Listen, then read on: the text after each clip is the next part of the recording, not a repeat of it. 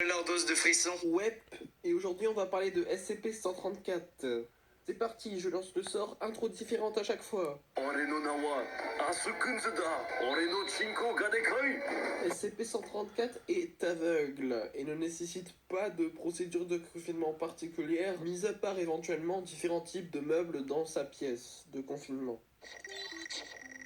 J'ai parlé comme un présentateur. Même si elle est aveugle, SCP-134 sait où sont les objets dans sa pièce car elle est restée très longtemps dedans. Suffit juste qu'elle se concentre un peu.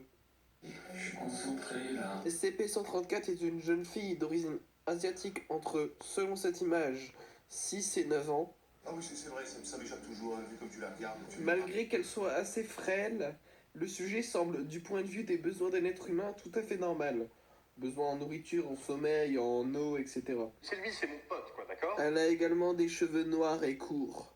Vous en avez pas marre de critiquer les coupes de cheveux. Cependant, là où devraient se trouver les yeux de SCP-134 se trouvent deux fosses noires, recouvertes par une membrane transparente similaire à une cornée humaine.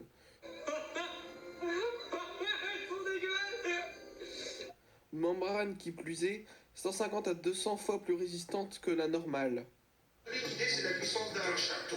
Un chaton triste. 134 ne peut pas cligner des yeux.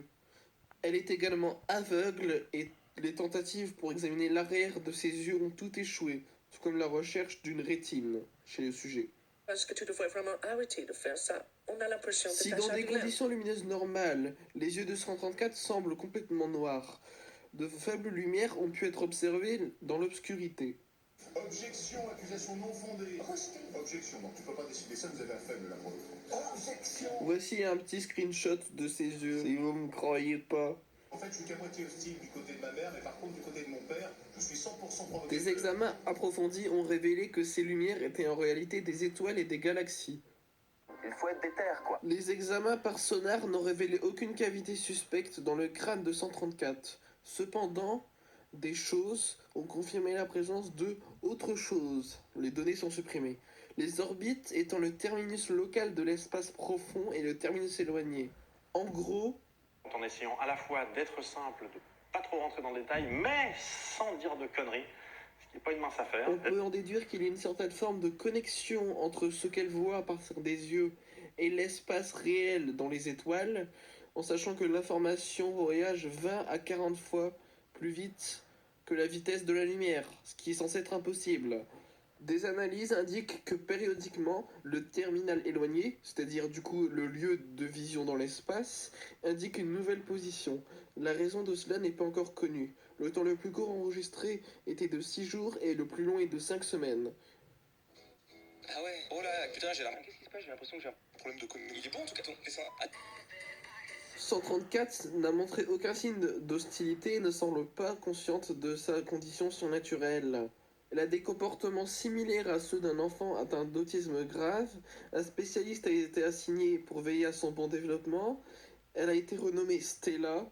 Seulement, l'appeler en signe n'est autorisé que dans le cadre d'interviews. Bonsoir. SCP-134 n'a à ce jour demandé aucune information à propos de ses parents ou de son identité. Elle a été récupérée suite à un rapport mentionnant un enfant déformé laissé à l'orphelinat de Yokohama au Japon. 134 a appris l'anglais et parle en plus couramment le japonais. Elle a également montré une facilité avec la braille. Ça va dire. Néanmoins, son apprentissage continue. Et voilà, c'est la fin de cette présentation de SCP. On se retrouve très vite pour une prochaine présentation de SCP.